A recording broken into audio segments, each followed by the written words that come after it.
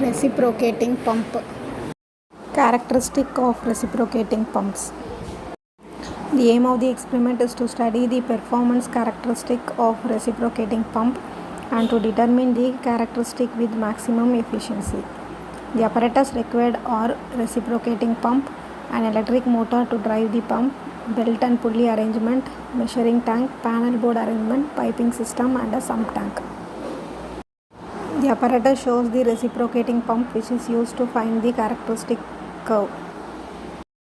The procedure for this experiment is pour the lubricating oil in the crank of the reciprocating pump to the required level, prime the pump and start the motor, and before starting the delivery valve should be open and a gauge should be closed. The total head that is measured with the help of the pressure and the vacuum gauges.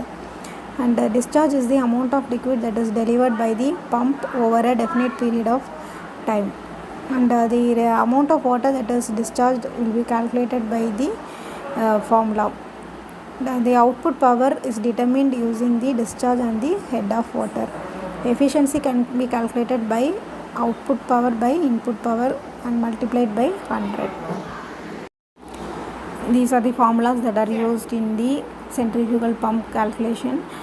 First we have to convert the pressure gauge reading in meters of water, and vacuum gauge reading has to be converted in meters of water, and then total datum head will be calculated in meters, and discharge will be calculated from the area of the tank and the time for 10 cm rise, and the output power will be calculated by gamma QH, and from output and the input power we can find out the efficiency of the pump. Efficiency will be calculated by output by input into 100.